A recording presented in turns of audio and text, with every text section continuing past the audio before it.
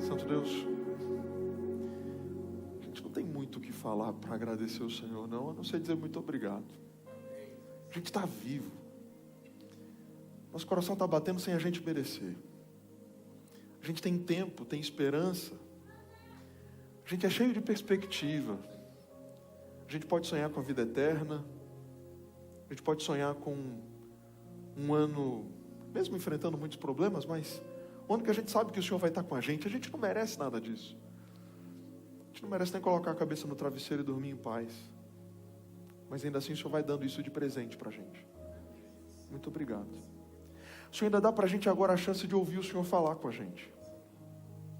Que no nosso coração, a nossa mente, possam receber aquilo que o Senhor tem para nos dizer hoje. Que não existam barreiras entre os nossos ouvidos e os teus lábios. Muito obrigado pela oportunidade de poder agora entrar na tua presença como nós já estamos e continuar na tua presença, mas agora com a gente se calando e o Senhor falando. Que eu não seja um empecilho para aquilo que o Senhor tem para dizer hoje, que seja o Senhor a falar. Então alcança a gente hoje. Muito obrigado. Em nome de Jesus. Amém. Amém. Amém. Bom dia para você. Boa semana. É muito bom poder começar essa semana com vocês aqui. É muito bom poder abrir a Bíblia mais uma vez com vocês. Essa série bem curtinha, apenas 2 domingos. Quando ninguém está olhando. E exatamente quando ninguém está olhando, parece que a verdade a nosso respeito se revela. Parece que nós somos exatamente aquilo que fazemos e pensamos quando ninguém está olhando. Durante muito tempo a gente se acostumou na verdade durante décadas a gente se acostumou com a ideia de que nós somos aquilo que nós mostramos para os outros. Depois de muito tempo de estudo, principalmente na área da psicologia, na área da sociologia, também na área da antropologia, se descobre que aquilo que nós somos diante dos outros é apenas uma farsa bem construída da nossa psique para que os outros gostem da gente. Nós não somos nada mais em sociedade do que bons mentirosos sociais. Mas a grande questão é quem nós realmente somos. Nesses 2 domingos a ideia da gente era exatamente discutir isso, quem nós realmente somos. Quem nós realmente somos é algo que só eu e Deus posso responder. Só você e Deus. Só nós dois nos conhecemos tão bem a ponto de identificar pensamentos, comportamentos e intenções de modo muito claro. Se a gente for ainda considerar que existem coisas que fazemos e que os outros poderiam até ter um mínimo conhecimento, mas talvez se algumas dessas questões fossem vistas por todos, e a gente pode lembrar aí, dos sigilos. Durante algumas investigações você pode ver juízes exigindo a quebra de sigilos, bancário, fiscal, telefônico, agora também de e-mails, agora também de WhatsApp. Sigilos sendo quebrados para que a justiça consiga conhecer um pouco mais a respeito desses indivíduos. Porque se não é possível conhecer os meus pensamentos e as minhas intenções, hoje se tenta em processo de investigação conhecer o máximo ao meu respeito, o máximo. E na busca de conhecer o máximo a meu respeito, então eu vou quebrando esses sigilos, coisas que somente eu poderia ter acesso. Por exemplo, no que eu gasto meu dinheiro, que sites eu acesso, meu sigilo, o sigilo dos meus e-mails, por exemplo, o que mando para os outros, o que recebo dessas mesmas pessoas, ou de outras pessoas. Eu quero transportar você um pouquinho agora em pensamento para um momento onde o sigilo de Daniel foi quebrado. Ciro, o Grande, é ele quem cria o Império Medo-Persa, Ele organiza esses 2 reinos, a Média um pouco menor, a Pérsia já um pouco maior, une esses 2 grupos e agora marcha em direção à Babilônia. A vitória sobre a Babilônia foi rápida, foi simples. Não foi nada muito complexo, nem muito sangue precisou ser derramado, mas Ciro agora administra o mundo inteiro, é o imperador do mundo inteiro. Mas ele agora coloca também alguns dos seus generais responsáveis por essa vitória, responsáveis por alguns cantos do mundo, que seriam então administrados por ele. E na Babilônia, Ciro coloca Dario, o general responsável pela vitória militar ali em Babilônia. Dario já fica por ali mesmo, já começa a administrar a Babilônia, e aquele canto ali do Oriente, daquela região ali, do hoje chamado de Oriente Médio. E eu convido você a abrir tua Bíblia comigo, ligar tua Bíblia e ter acesso ao texto bíblico comigo, porque hoje a gente vai ao capítulo 6 do livro do profeta Daniel. Em Daniel 6, nos versos de 1 a 3, o Daniel, que era honrado no governo da Babilônia, durante o governo de Nabucodonosor, agora na mudança de impérios, com os medo-persas assumindo o governo do mundo, Daniel continuou sendo alguém muito importante. Nos versos de 1 a 3 de Daniel, no capítulo 6, a Bíblia diz: Dario decidiu constituir 120 sátrapas, para que administrassem todo o seu reino. Sobre eles colocou 3 presidentes, esses indivíduos, esses generais, esses indivíduos importantes ali, né? Dos quais Daniel era um, aos quais esses sátrapas deveriam prestar contas, para que o rei não tivesse nenhum prejuízo. Então mesmo Daniel se destacou entre os demais presidentes e sátrapas, porque nele havia um espírito excelente. O rei até pensava em colocá-lo sobre todo o reino. Daniel 6 então chama Dario de rei, porque naquela região ali, talvez por alguma dificuldade de nomenclatura, talvez não soubesse exatamente do que chamar Dario. Daniel chama Dario de rei. Era o responsável, então, regional pelo grande império medo-persa. Diante desses sátrapas, desses indivíduos agora que administrariam seriam uma espécie de prefeitos, né, de cada pequena região ali do antigo império da Babilônia.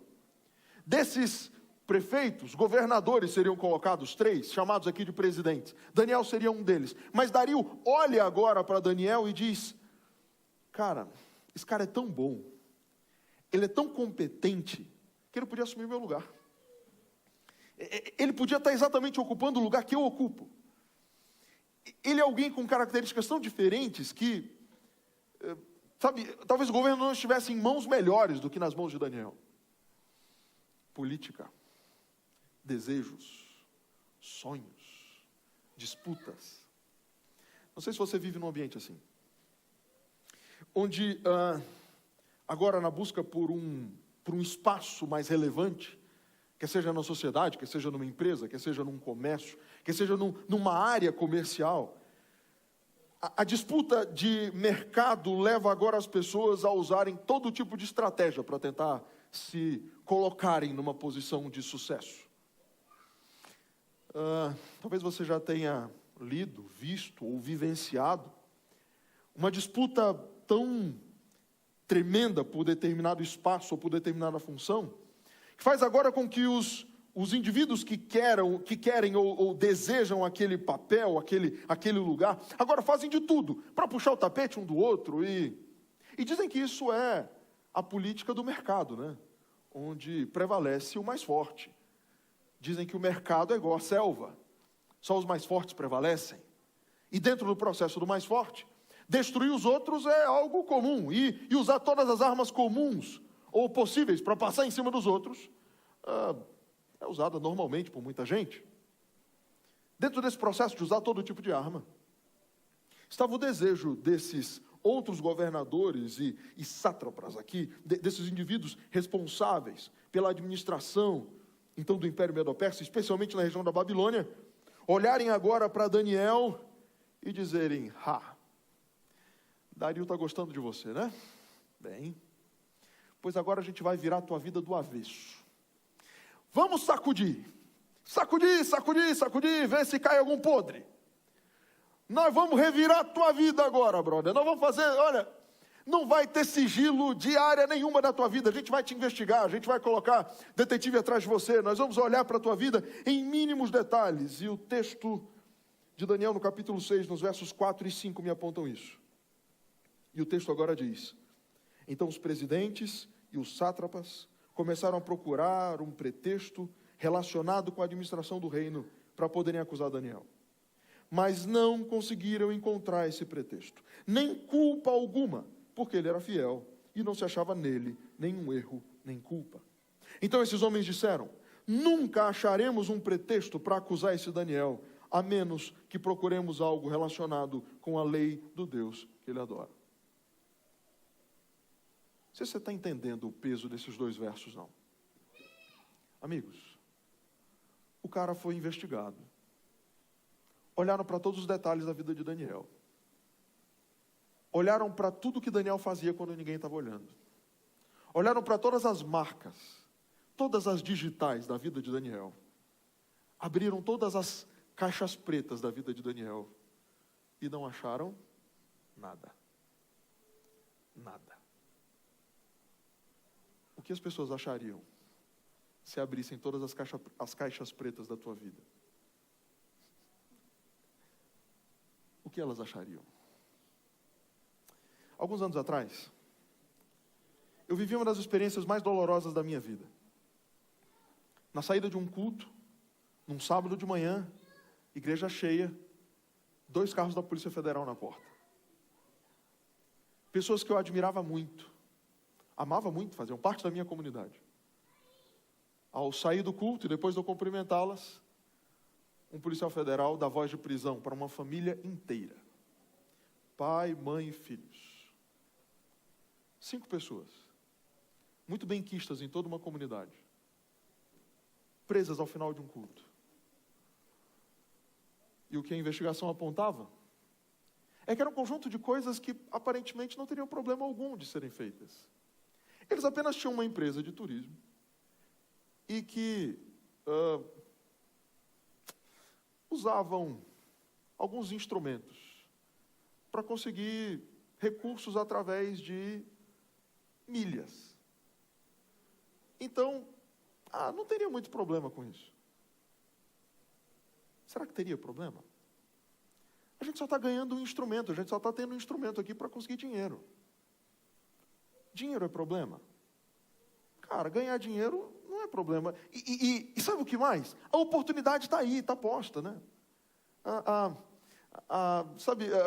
Os cartões de crédito abrem essa possibilidade. Eu já tenho o CNPJ, eu já tenho a maquininha do cartão. Então eu coloco lá que eu fiz uma viagem de 100 mil reais e gero milhas para mim. Eu faço outra e gero mais milhas para mim. E faço outra e gero mais milhas para mim. E eu ganho dinheiro com essas milhas. A oportunidade no mercado gerou essa chance para que então agora eu conseguisse dinheiro. E qual é o problema disso? É que tanto é ilegal como imoral, porque é um dinheiro que você conquistou sem trabalhar. E talvez esteja aí um grande princípio, que eu jamais posso me esquecer dele. Todo dinheiro que vem acompanhado de ausência de trabalho, não há como tratá-lo como bênção. Não há como tratar como bênção dinheiro que venha sem esforço. Um dos princípios bíblicos básicos é que todos nós somos criados para o trabalho. Todos nós. 6 dias trabalharás e farás toda a tua obra, estão presos no 4º mandamento. Não é apenas o descanse no sábado, mas trabalhe. E se sustente pelo trabalho. A grande questão é que na dinâmica da vida a gente vai tendo e vendo tantas oportunidades comerciais e tantos meios para revelarmos a nossa esperteza. E nós, em nossa inúmera esperteza, fazemos de tudo para conseguir tirar algo mais e conseguir algo mais. Dinheiro que tratamos como sendo resultado da nossa esperteza. E talvez da pouca inteligência dos outros. Então a gente pode dizer, conquistamos, fizemos. E qual é o problema? Está feito, o dinheiro está no bolso. Conquistei conforto para minha família através disso. Beleza, mas não está certo, amigo. Você pode dizer quanto for. Pastor, os impostos no Brasil são altos demais. Sonegar, qual é o problema? Qual é o problema de sonegar um impostinho aqui, outro ali? Enganar o leão ali no imposto de renda? Sabia que pastores podem enganar o imposto de renda? Porque nós não somos, né? A gente não tem carteira assinada. A gente recebe via CNPJ.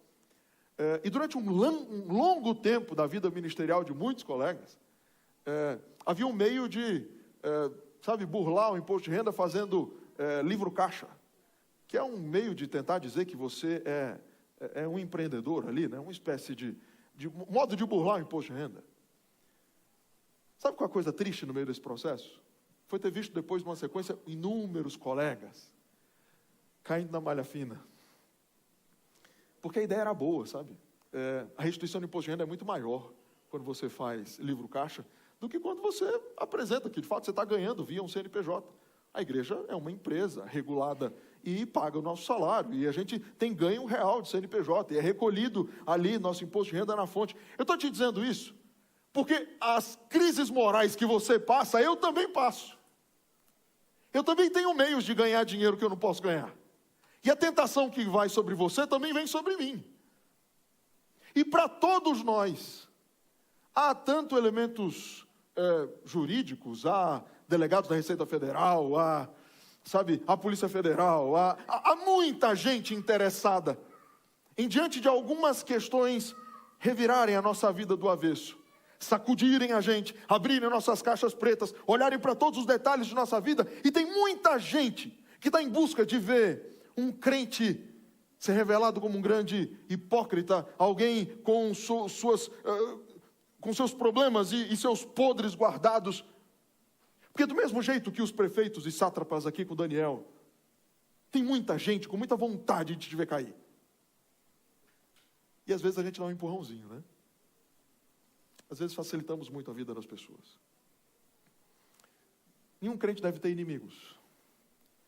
Mas diante da realidade de ser crente, é possível que alguns de nós já tenhamos tido pessoas que nos trataram como inimigos, por sermos quem somos, por confiarmos em Deus.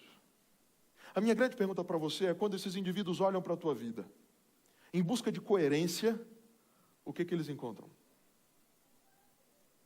Então você vai dizer: pastor, mas a gente tem que sustentar a família da gente, então, o mundo é dos mais fortes. Beleza, repita esse discurso o quanto você quiser. Ele não vai ficar certo e não vai ser correto por você repeti-lo muitas vezes. Você dizer isso muitas vezes não vai fazer esse discurso certo em momento nenhum. Por isso eu te digo uma coisa: o desafio bíblico é que você se pareça com Daniel. Que as pessoas olharem para dentro da tua vida e olharem para tudo que você faz quando ninguém está vendo, ou para aquilo que você acha que só poucos estão vendo, ou para aquilo que você acha que ninguém vai ter acesso.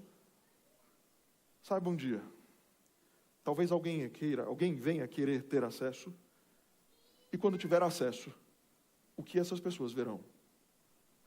Qual vai ser o resultado desse encontro entre você, alguém, e a realidade de quem você é e você tem escondido por tanto tempo? Há um outro princípio bíblico importantíssimo: nada ficará para sempre escondido. Nada ficará para sempre escondido. Por isso hoje eu te digo em nome de Jesus: para de acreditar que o que você faz eu acreditar a seu respeito é verdade. Você é o que ninguém está olhando. Você é de verdade o que você faz e como você se comporta quando ninguém tem acesso ao que você realmente está fazendo, pensando, agindo e como você está de fato se comportando. Você não é o crente que se senta nas cadeiras dessa igreja. Você é outra pessoa. E essa outra pessoa é igual a que se senta aqui? A grande questão hoje é dizer: Senhor, eu quero muito ser uma pessoa só. Eu quero muito não ser mais duas pessoas. Eu quero muito olhar para dentro de mim e dizer: não, aqui não tem duas, aqui é uma pessoa só. É um Vitor único. Que não importa de que ponto de vista olhem para mim, eu sou uma única pessoa, única. Diferente do que muita gente diz por aí, de que existe um eu espiritual e um eu carnal. Primeiro que essa conversa é platônica, filosofia grega, não tem nada a ver com a crença que temos. Cremos numa realidade holística, de um ser que é o mesmo em todas as realidades. Logo, o crente, Vitor, é crente quando compra e precisa ser crente quando compra, precisa ser crente quando é pai, precisa ser crente quando é esposo, precisa ser crente quando é motorista, precisa ser crente quando é vendedor ou qualquer outra coisa que eu fizer na minha vida. Se você comprar o meu carro, eu preciso ser crente ao vender o meu carro para você. Sabe o que isso significa? Que não dá para ter inúmeros Vítors dentro de mim. A realidade então aponta para uma direção. Se eu sou um ser holístico, quando a Bíblia me apresenta, por exemplo, em 1 Coríntios 6, 19 e 20, que eu sou o templo do Espírito Santo, do que a Bíblia está dizendo? Tudo que este corpo fizer, tudo que esta mente pensar, tudo que esta boca falar, em tudo que essas mãos tocarem, precisa haver coerência. Não dá para existir mais de um eu. Porque se existe mais de um eu não sou eu. Eu sou uma outra coisa totalmente distinta. Eu sou um único ser e preciso ser um único ser. Diante da pessoa de Deus, Deus não julga o meu ser espiritual apenas. Deus não julga apenas as minhas intenções. Deus não julga apenas o Vitor que vem para a igreja e prega e vocês podem achar legal alguma coisa que eu fale. Deus não vai julgar esse Vitor, Deus vai julgar o Vitor de todas as áreas. O Vitor como um todo. Deus vai te julgar como um todo. Deus olha para a tua vida como um ser completo. E diante, agora, do que Deus olha, não apenas daquilo que os outros podem ver, mas diante do que Deus olha, o que é que Deus vê quando olha para você? Diante disso, a gente está diante, talvez, do ponto mais complicado da nossa experiência com Deus. A relação com Ele não é pautada nesta via. Não é centrada nisso. E nem sob esse padrão social. A relação com Deus é centrada em padrões muito mais altos. Tem a ver com coisas muito mais profundas. Quando as pessoas olharam para Daniel, acharam em Daniel um único defeito. Porque diante da cultura de Babilônia, como eu te falei na semana passada, a diversidade seria um elemento natural. Você deveria somar a sua crença com outras. Quando olharam para o fundo da vida de Daniel, vasculharam, peneiraram, abriram todas as caixas, como eu te disse, acharam um único defeito. Daniel era fiel demais a Deus. Daniel era honrado demais. Daniel era correto demais. Agora montaram uma estratégia. Os persas e medos são indivíduos orgulhosos. O que a gente vai fazer então agora? Dario não é rei, mas gostaria de ser. Não é uma autoridade suprema, mas talvez gostasse de ser. O que a gente vai fazer com ele? Vamos fazer dele um Deus por algum tempo. Um Deus por 30 dias. Diante da cantada que dão em Dario, diante da proposta que fazem a Dario, agora dizem para ele, no verso 8 de Daniel, no capítulo 6, portanto, ó rei, sancione o interdito e assine o documento para que não seja mudado, segundo a lei dos medos e persas, que não se pode revogar. Dario não era rei, mas os reis, o imperador poderia revogar. O imperador medo-persa, no caso Ciro, se ele tomasse uma decisão, ele poderia voltar atrás, mas Dario não. Dario não. Estava tudo então muito bem pronto, a estratégia estava muito bem montada. Dario gostava de Daniel, mas estava tudo pronto. Por ser correto demais, por ser bom demais, tentariam destruir Daniel. Qual era a tese então? Por algum tempo, não se podia orar para ninguém mais, ou não se poderia ter pedido a nenhum outro ser, senão a Dario. Interessante. É o verso 10 de Daniel, no capítulo 6. Daniel, capítulo 6, no verso 10, a Bíblia diz, quando Daniel soube que o documento tinha sido assinado, voltou para casa, em seu quarto, no andar de cima. As janelas abriam para o lado de Jerusalém, e 3 vezes por dia, ele se punha de joelhos, orava e dava graças diante do seu Deus, como era o seu costume. Nosso desafio, amigos, não é apenas em sermos corretos quando ninguém está olhando. Vai dizer, pastor, vai piorar? Vai. Sabe por quê?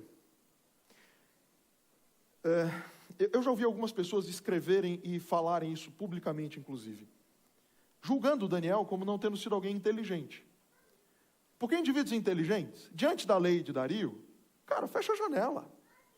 Ora ali em secreto. A Bíblia mesmo diz, quando falar com teu pai, fecha a porta do teu quarto e ora o teu pai em secreto. O que era essa oração de Daniel, perdão? O que a oração de Daniel significava? Ah, era uma oração de confissão aos pecados? Não, essa oração Daniel realmente fazia de porta trancada, em secreto. O que era a oração que Daniel fazia de janela aberta, olhando para Jerusalém? 3 vezes ao dia. Para que todas as pessoas que passassem por ali, olhassem Daniel orando de mãos levantadas em direção a Jerusalém. O que essa oração significava? Senhor, venha o teu reino, porque eu não sou daqui. Testemunho. Eu não sou daqui. Eu estou sonhando. Senhor, e assim, amigos, depois leiam com atenção, Daniel 9, 10, 11 e 12. As últimas profecias do livro de Daniel são resultado de uma tremenda angústia do coração do profeta. Ele estava vendo que os 70 anos estavam próximos de chegar ao fim. E Daniel olhava para Jerusalém e dizia: Senhor, vem logo o teu reino, cumpre logo a tua promessa. Eu não aguento mais morar em Babilônia, eu quero ir para casa. O Senhor prometeu que depois de 70 anos eu iria para casa, mas eu estou aqui ainda. A oração de Daniel era de janela aberta, para dizer: Senhor, cumpre as tuas promessas. Eu creio nas tuas promessas. Senhor, eu estou dizendo também para todo mundo que passar por aqui, que esse lugar não é o meu lugar. Eu creio nas tuas promessas. Eu creio no que o Senhor está me afirmando. Eu creio naquilo que o Senhor já disse. E eu continuo crendo, não importa o que aconteça, eu continuo crendo. Não importa o que aconteça, eu continuo crendo. Não importa o custo da crença, eu continuo crendo.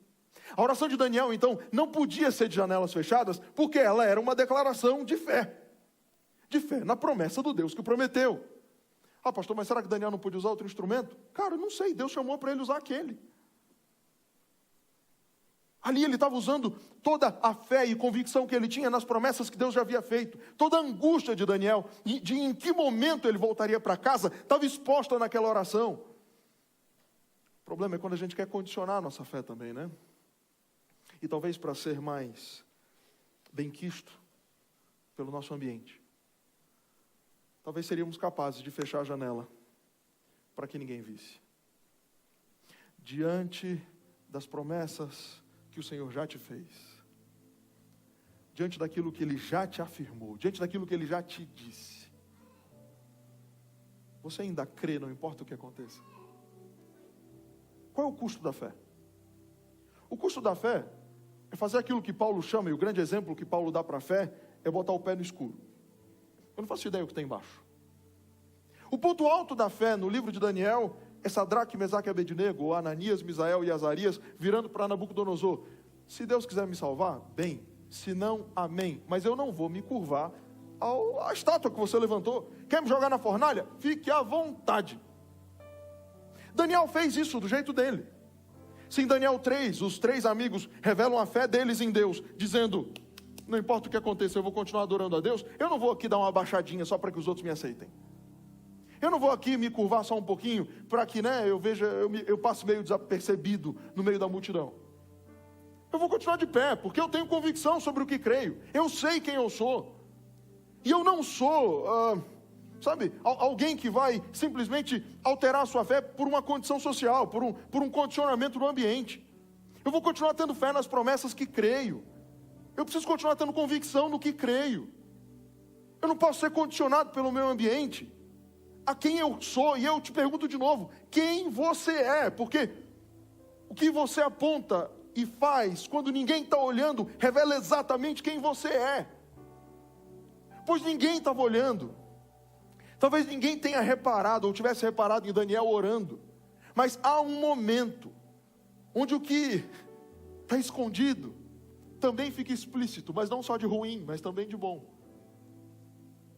Os teus atos bons, aquilo que revela a tua fé, o teu compromisso com Deus. E o custo disso? Daniel é jogado na cova dos leões. Daniel é lançado na cova dos leões e Dario fica angustiado. E aí, Deus salvou Daniel ou não?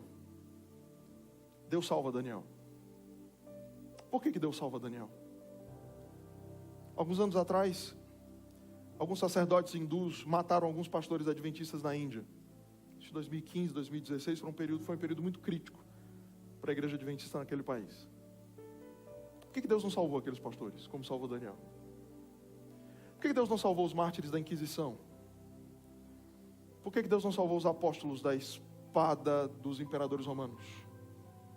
Por que Deus salvou Daniel?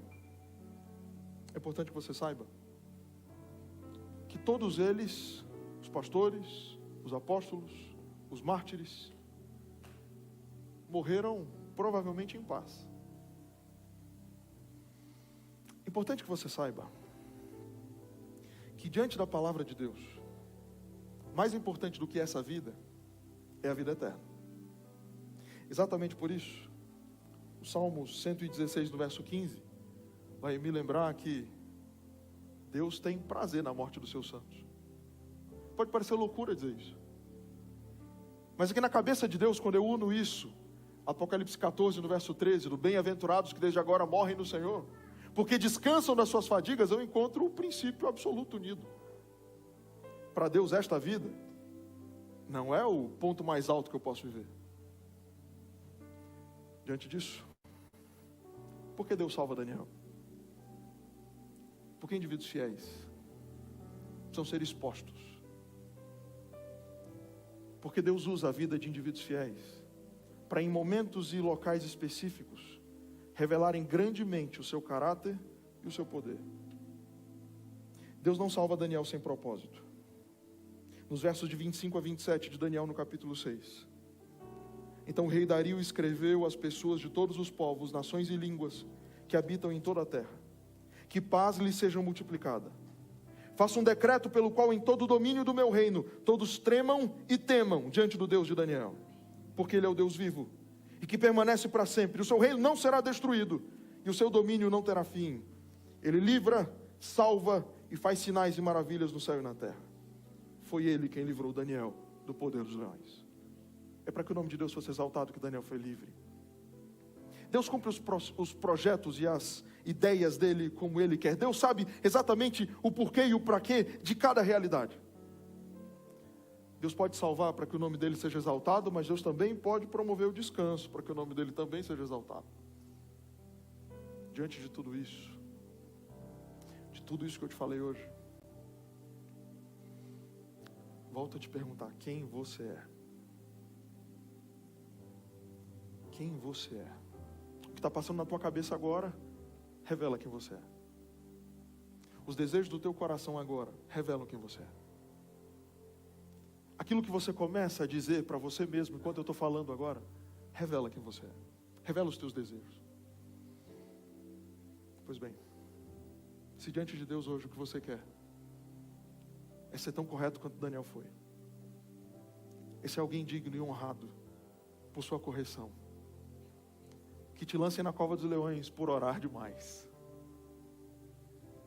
mas que não abram a caixa preta da tua vida para te esfregar na cara que você é um hipócrita. Que no teu coração e na tua vida haja mais Deus e muito mais Deus do que incoerência.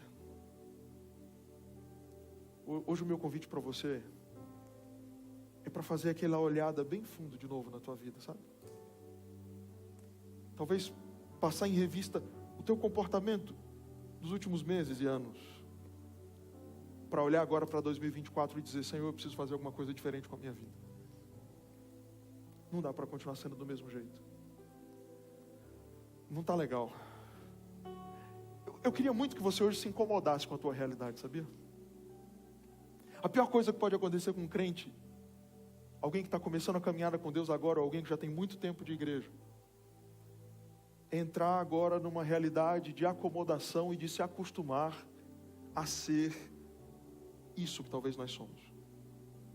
Esses seres múltiplos, multifacetados, de características são distintas, que em casa somos um, na igreja somos outro, no trabalho somos outro ainda mais diferente, no ambiente com os amigos somos ainda mais diferentes. Olha para dentro de você agora e diante de Deus responde para Ele o que você quer ser. Eu quero te convidar a essa oração agora. Enquanto o Ministério de Louvor cantar, eu quero te convidar a se expor diante de Deus, a se rasgar diante dEle dizer: Senhor, em nome de Jesus, me ajuda a ser alguém único, a ser uma pessoa só. Se rasga agora diante de Deus. Um Deus que conhece tão bem você, que talvez esteja esperando há muito tempo você ser sincero com Ele e expor todos os teus defeitos e problemas agora. Talvez está na hora de você começar a lembrar que coisas que você tem tratado com naturalidade são erradas, não importa o que a sociedade diz. Talvez esteja na hora de você voltar a ter o mesmo padrão moral que um dia você teve diante de Deus. De considerar o que é errado, errado. E pedir a Ele: Senhor, me ajuda. Me ajuda a voltar, a confiar, a descansar e a crer no Deus de promessas. No Deus que quer fazer uma aliança de correção e santidade com a gente agora. Que a gente consiga viver isso. Que Deus te abençoe. Continua na presença de Deus. Abre teu coração para Ele.